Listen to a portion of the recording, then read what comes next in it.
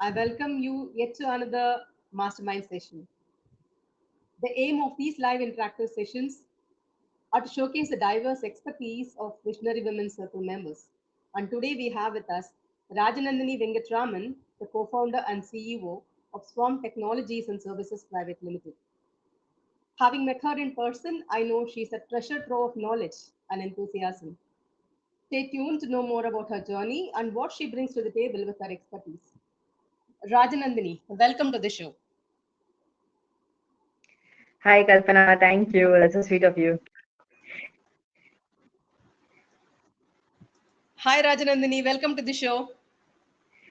Thank you. Thank you, Kalpana.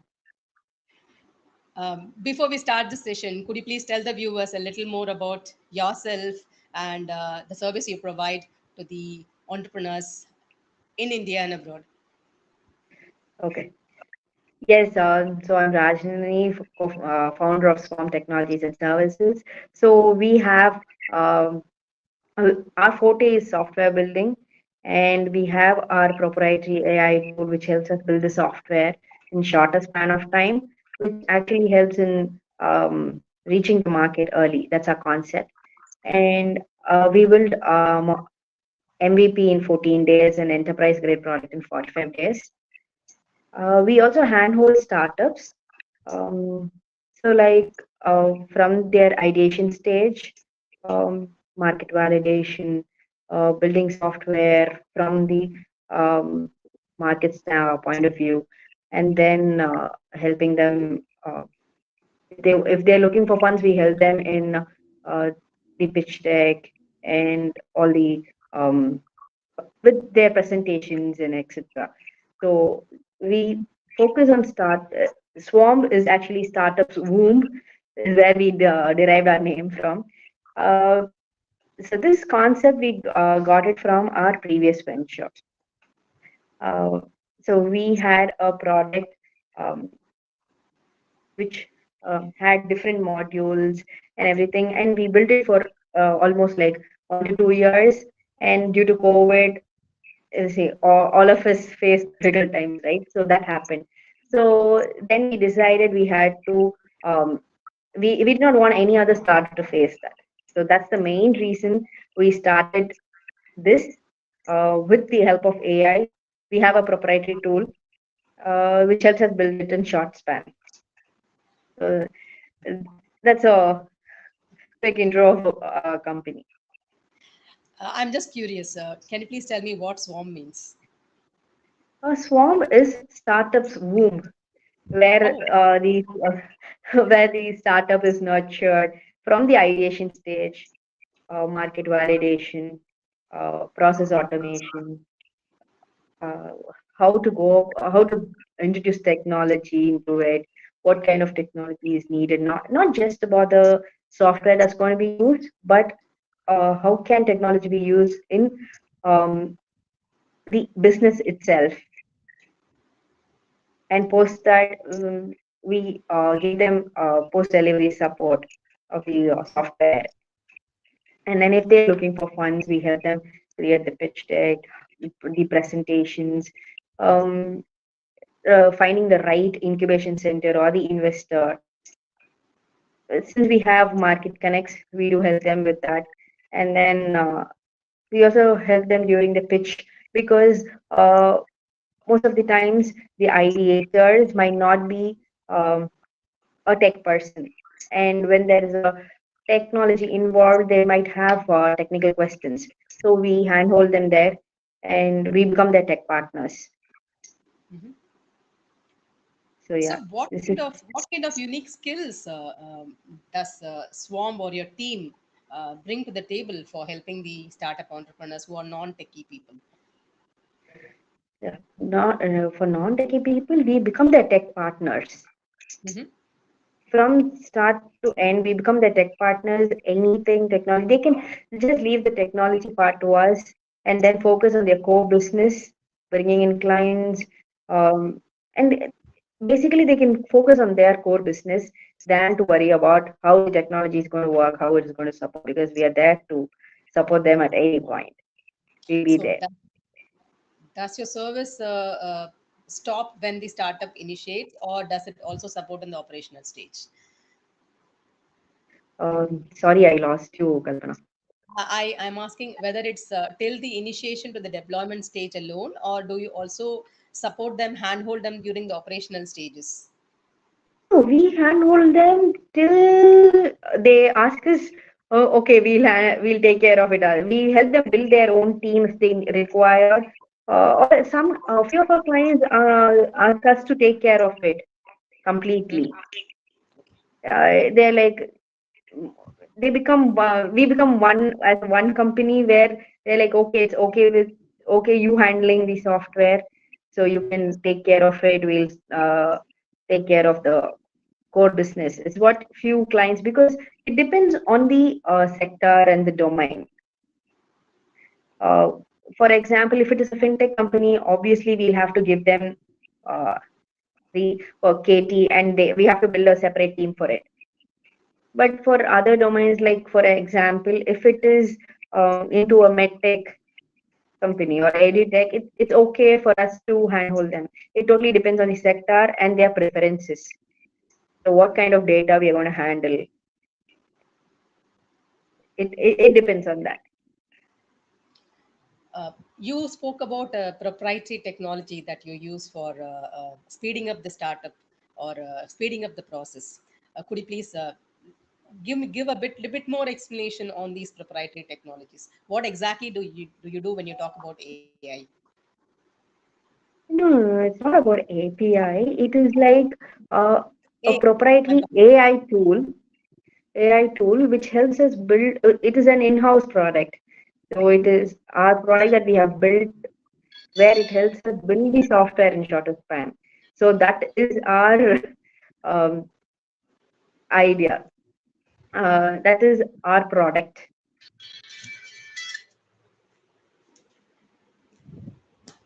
Sorry about that.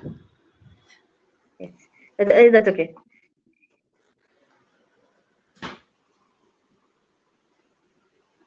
Um, Could you please tell me more about how your venture is different from other startup helping ventures outside in the market? Could you please tell me your key differentiators in the market? Yes, yes. Basically, this our software development is similar to few things that's in the market.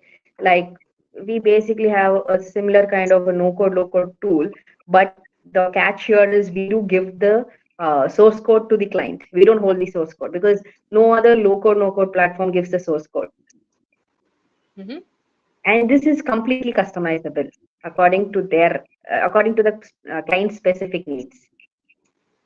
Okay. And Okay. we give it in shorter span of time, where for example building a MVP might take 2 to 3 months, because the time taken for discussion and building and iterations and all that. After building it, they'll have to put it in the market, uh, get feedback, and then come and iterate. So here we shorten the um, software development phase to 15 days. Uh, So I the have runway time, the startup's runway time is increased. what kind of requirements does a client need to give you so that you can complete this MVP in 14 days? Because managing a MVP in 14 days is a challenge by itself. Being in that line, I would say. So, how do you actually manage to complete this within this very crucial SLA that you're talking about? 14 days, it's like amazing if that is what's given. But how do you achieve it? Would you please explain to us?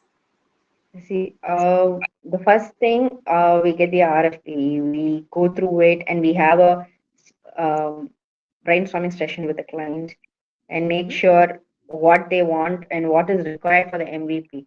It depends on the idea where what the client might ask, because there are clients who don't are not much aware about the technology, how it works, and they ask everything in an MVP. So we first clarify on that. And MVP is minimum viable product, where the majority, the important functionalities are a part of MVP, not the supporting. uh, functionalities. Mhm.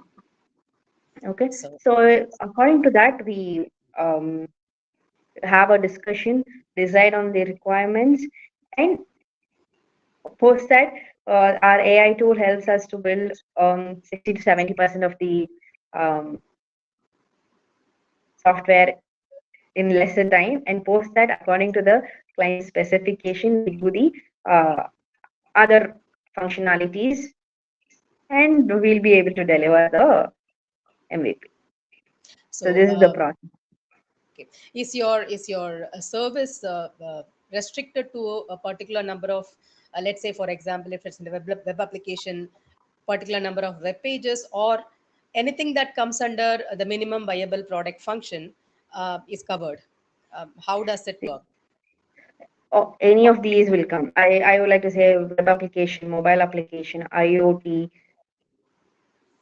It's not domain specific. Hmm. Could We you are not please? into gamification games or mobile games. We are not into game development, but otherwise, we are able to develop all the other software.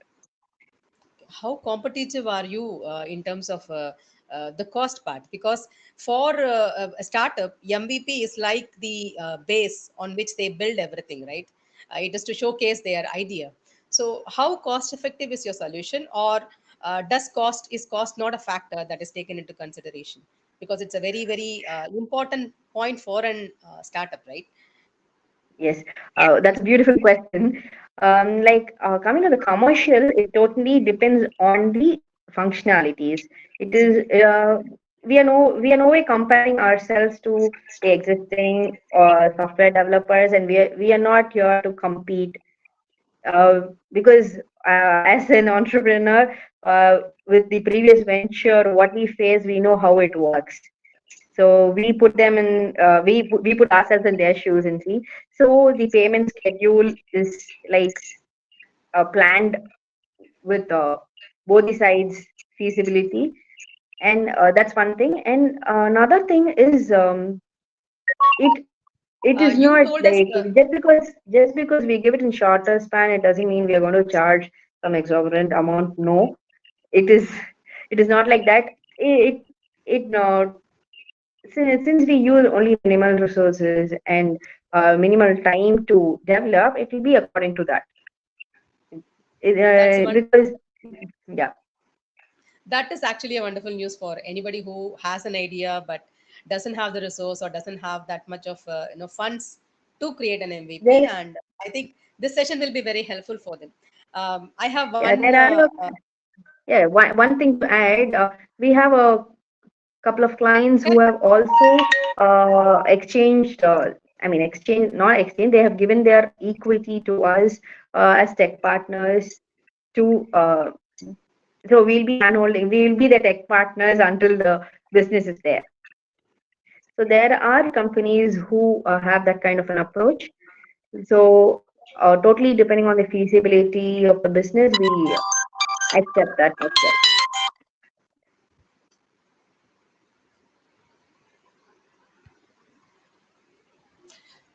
Kalpana, yes.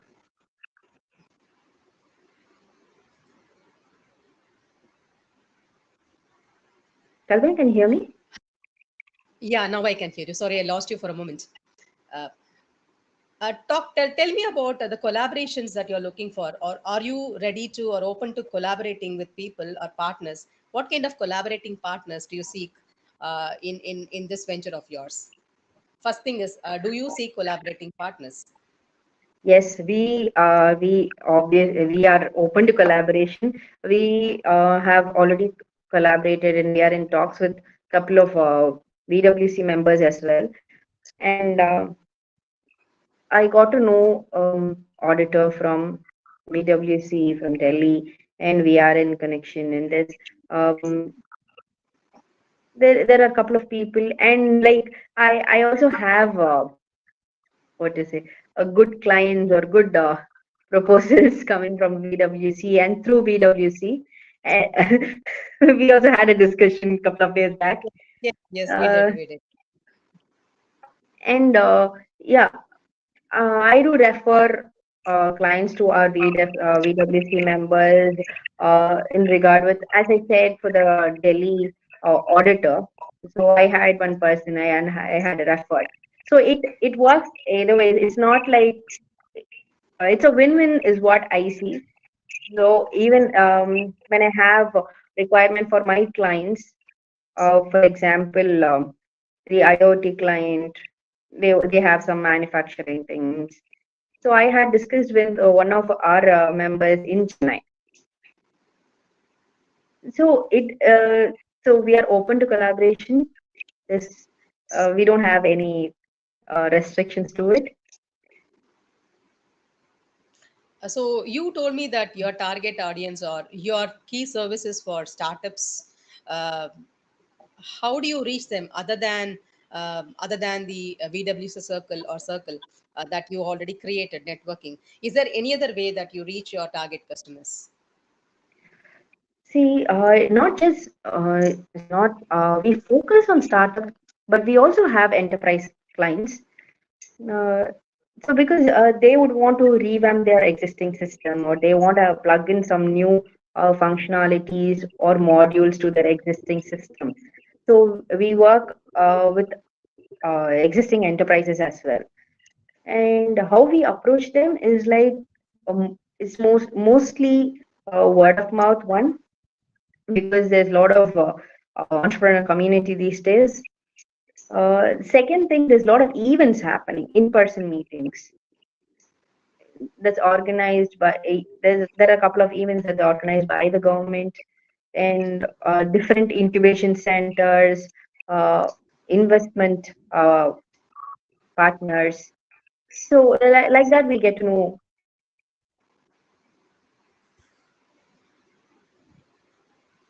And we also have clients from different countries. We have a client from US, German, Australia. So it is like we use all our previous connects, and it is a word of see since we have this communities these days, it is easy to get connected. Okay, that makes sense. That makes perfect sense. And could you please tell me more about your team size, and maybe if you can share some of your uh, details about your projects, your experience, so that we can learn from how you handle it? Yeah. Uh, so we are a 20-member team.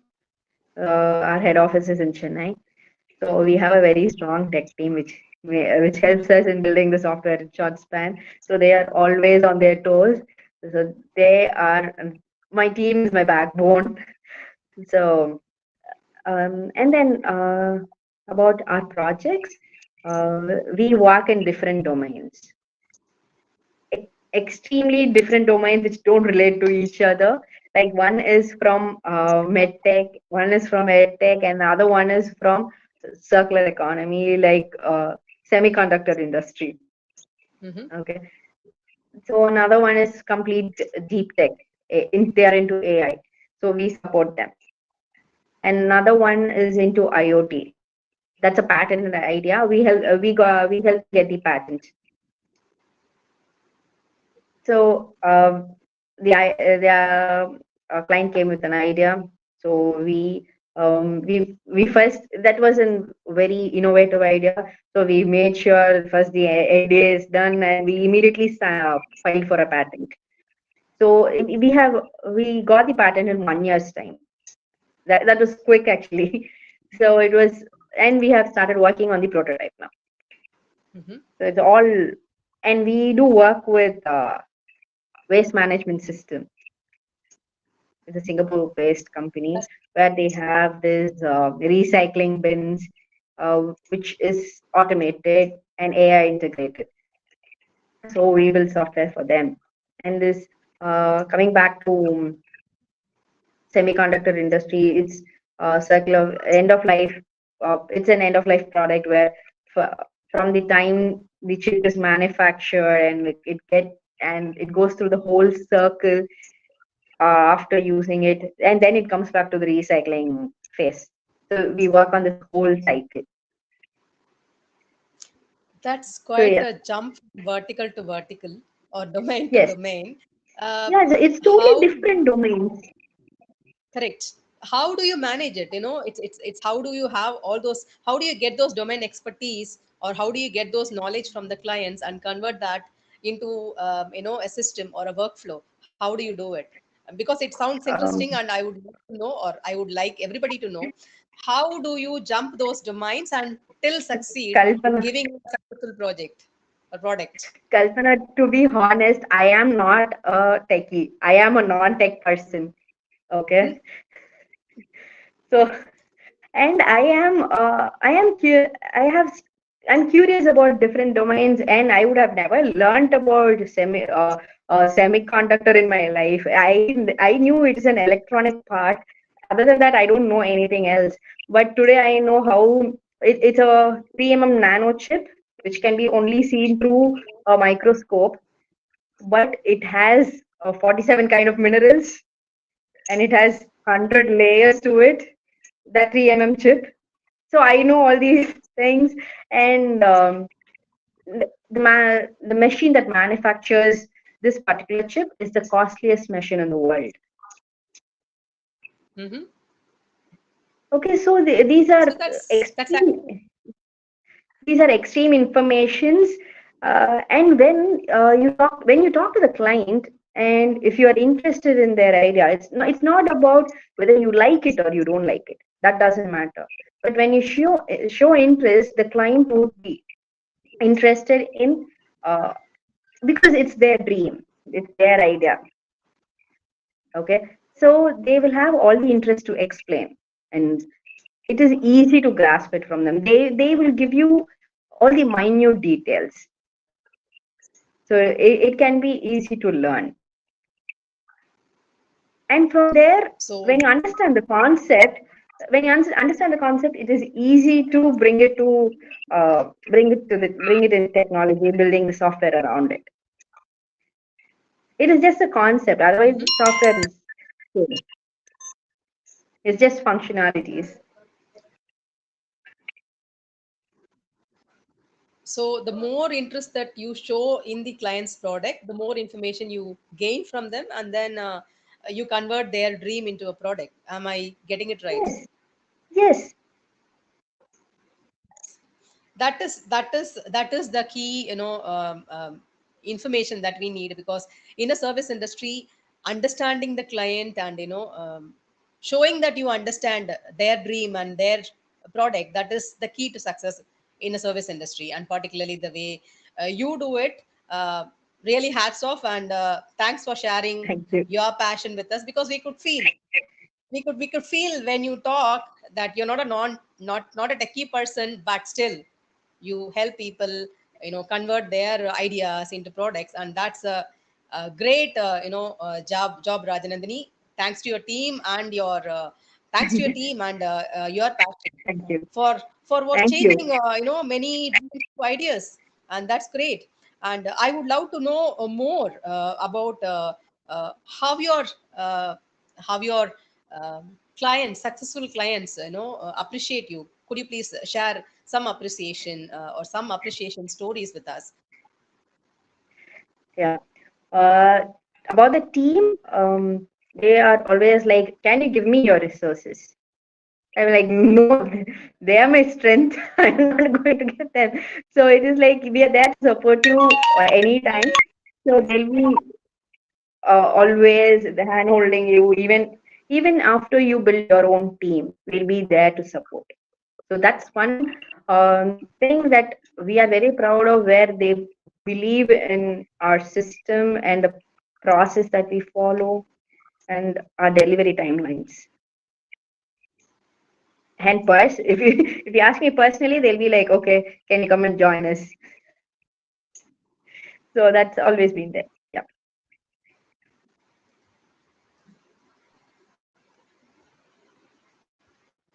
Um,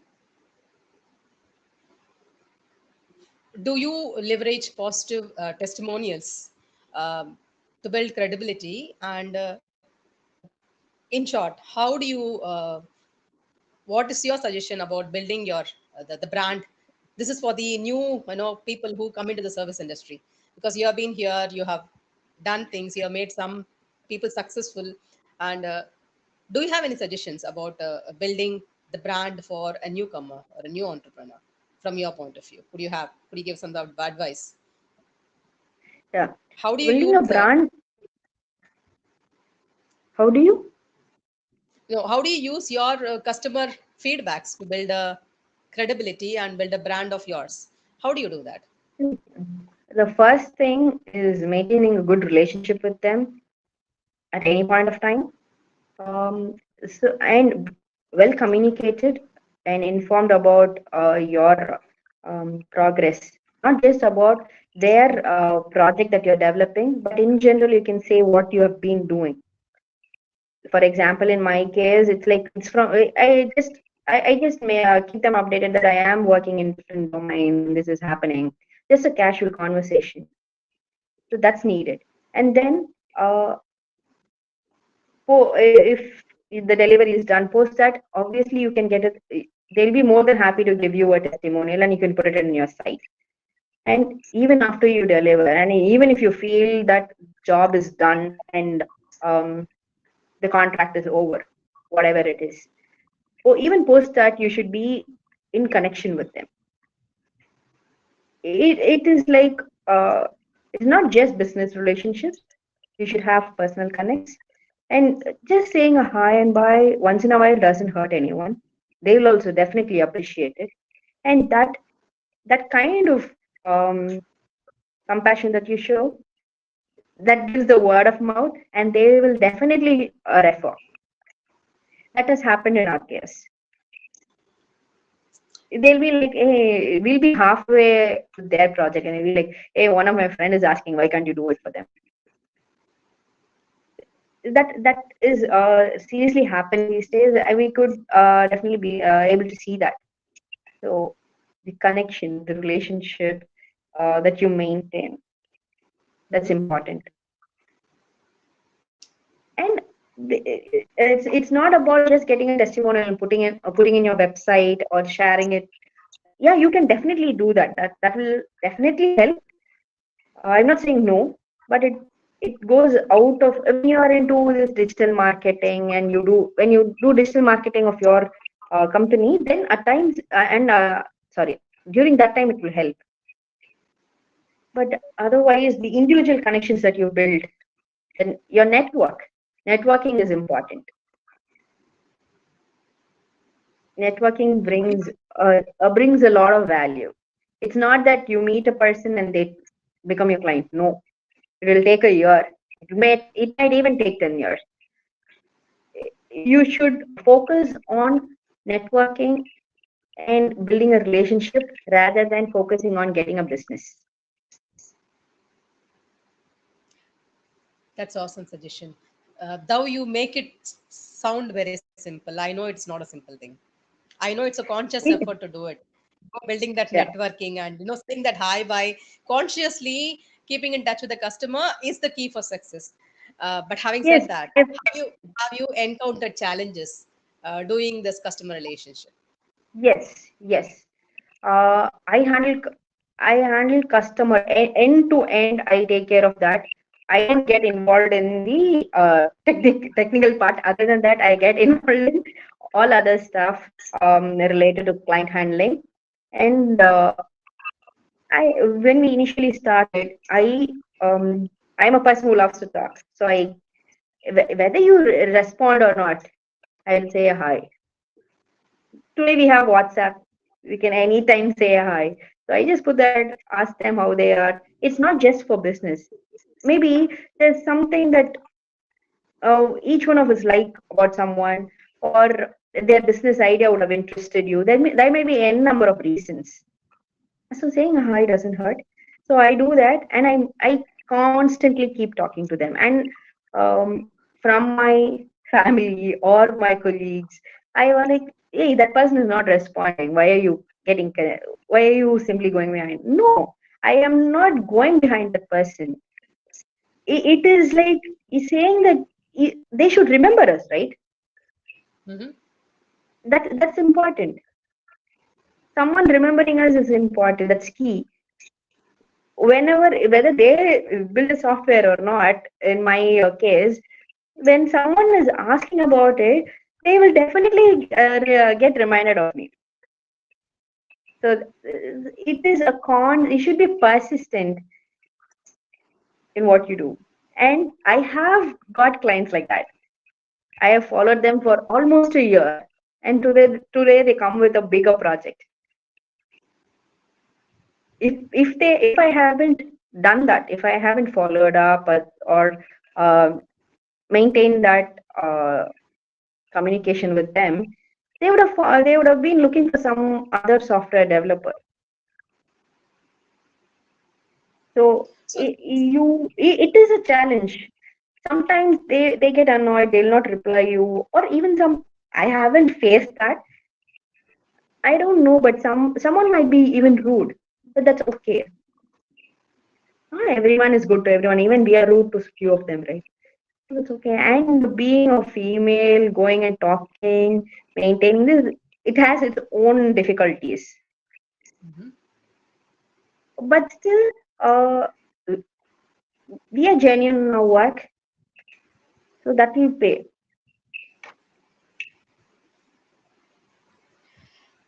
I can totally relate to that statement, and I really understand the amount of effort that is put in to maintain the relationships. And once again, thanks for sharing this, because this is where people get put off when you call this one person 5 times and he's not responding. Automatically our enthusiasm level goes down, and seeing you telling, like, 1 year you have been following up, and then a client comes up, and that shows the persistence actually gives result. And that's wonderful thing to hear, and that's exactly what I wanted to hear. And one question, you said you have a team of about 20 members, right? And Yes. are you looking for expansion? Are you looking for potential investors? And if yeah, how do you pitch your venture to them? It's a curiosity question from our end. How does a Okay. company which helps other company grow by itself, grow itself?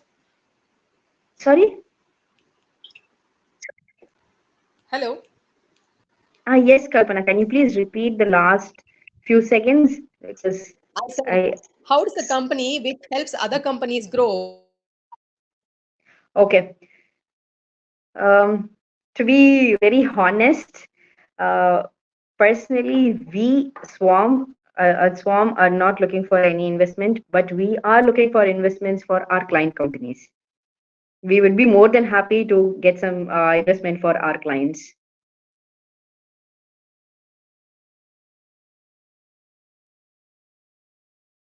Kalpana?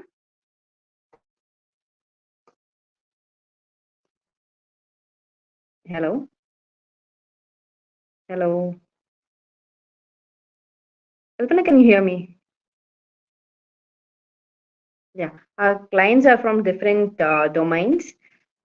So we would definitely love to have some investors for okay for our what is it, for our clients from the IoT domain, the medtech. There are different domains, and definitely if we could get some investors for them, it will definitely help them. They have really great ideas.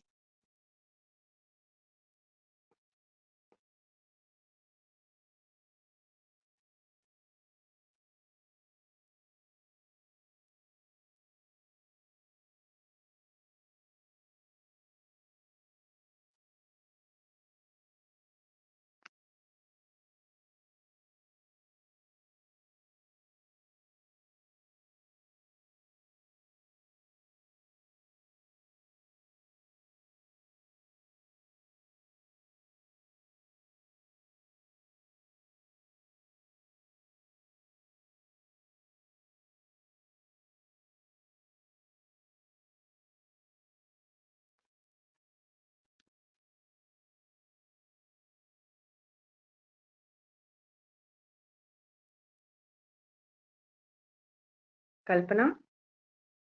Sure.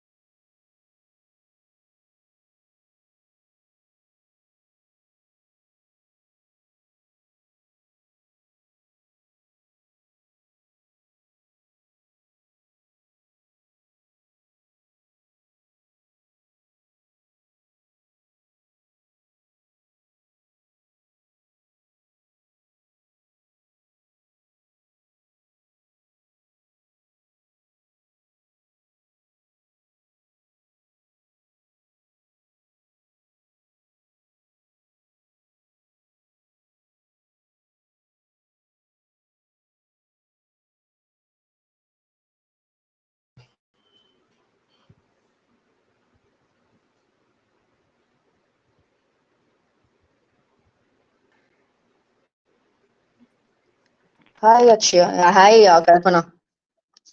Hi, back again. Something went wrong in the network, I believe. Sorry, I'm going to repeat the question again. I would like to know your business pitch. How do you pitch your business to potential investors? Yeah, sure. But I was like saying, I would definitely tell you how to pitch. But the thing is, we at Swomb are not looking for investments, but we are definitely looking for investments for our clients because our clients are start. We have a bunch of startups where we handle them in. We basically we are their tech partners, and they are looking for funds. So, not being specific, but in general about getting investments for your startup. It's totally the first thing is we have to identify which sector we belong to and whether we want to get incubated or look for seed fund or an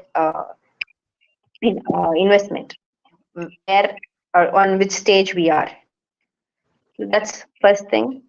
And then after identifying the sector, we have to after choosing where we are going to pitch, we have to prepare a pitch uh, related to that according to the sector, according to where we are going, whether it's for an incubation center or an investor.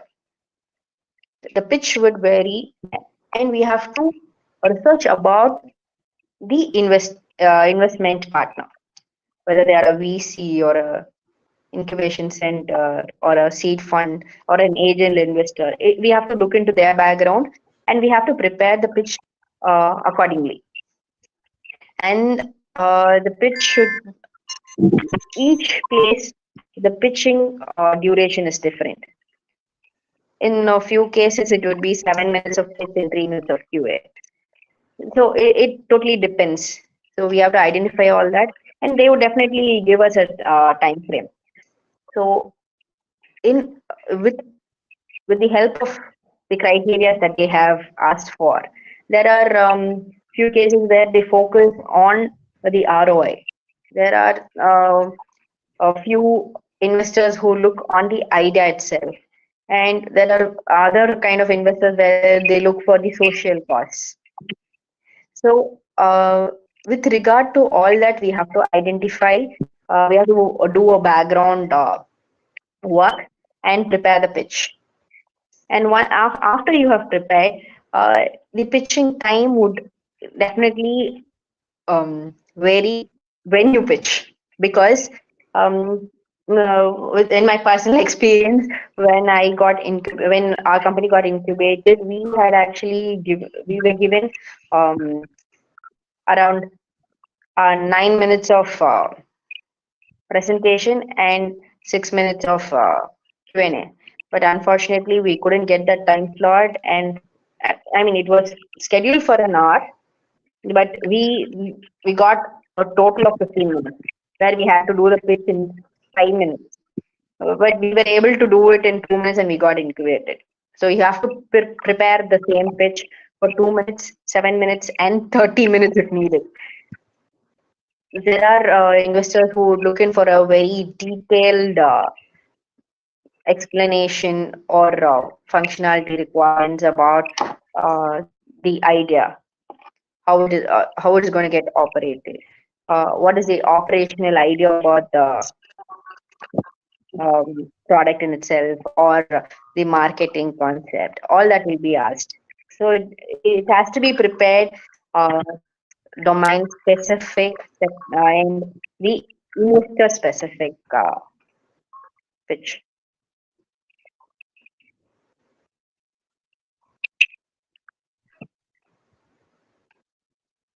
Kalpana, am I audible?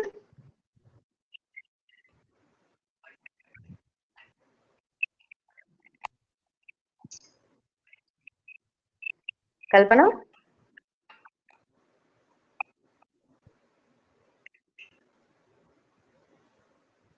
Kalpana, So can you hear it's me? not just the potential client or the preparing the client to present. Yeah, you are audible. Am I audible? Yeah, Can you hear yeah. me? Now you're audible. Yes, yes. Yeah, I can hear you. Yes, I can hear you. No, yeah, please continue, Kalpana. I can hear you, Nandini. Yes, So Kalpana, please continue. I was Even I'm able telling, to hear you. it's not just the workflow that you prepare or it's not just the workflow that you do, but you also prepare the client present the if I'm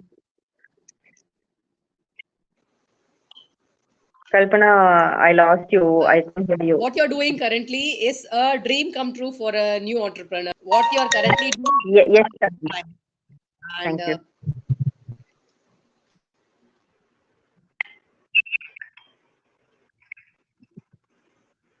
it's really been a pleasure actually talking to you, to understanding what you provide as a service, and I think the venture that you're currently doing is exactly what we need in the startup ecosystem, and I really appreciate the work you do. And I have met your team member from the technical front, and I can personally tell the passion that your team also brings to the table.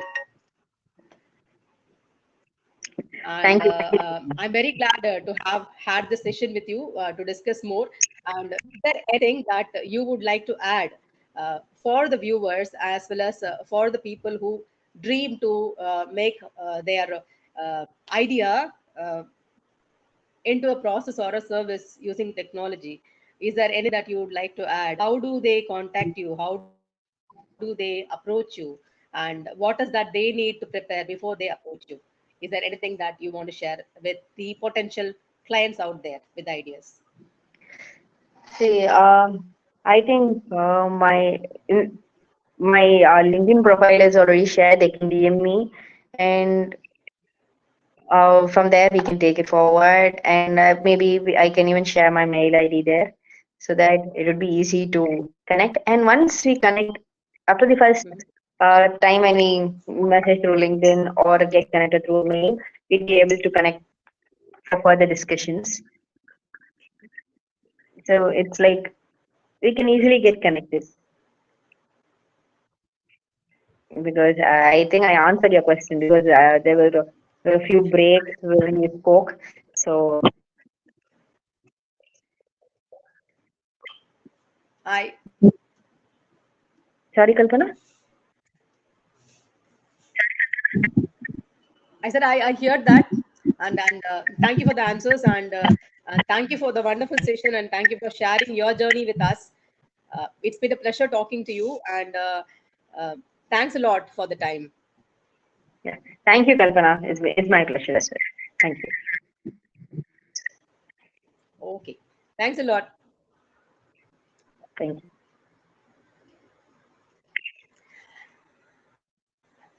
I hope we have received wonderful insights from Rajanandini, and her journey has been very, very inspiring. At least for me, it's very inspiring. And if there is any entrepreneur with an idea that needs to be converted into a product or a service, and they don't know how, you have Rajanandini to reach out to. And I have spoken to her personally, and she has a wonderful team. And it will be great if such sessions uh, help entrepreneurs collaborate with each other and grow together. And thank you for this opportunity, and have a great evening, everybody.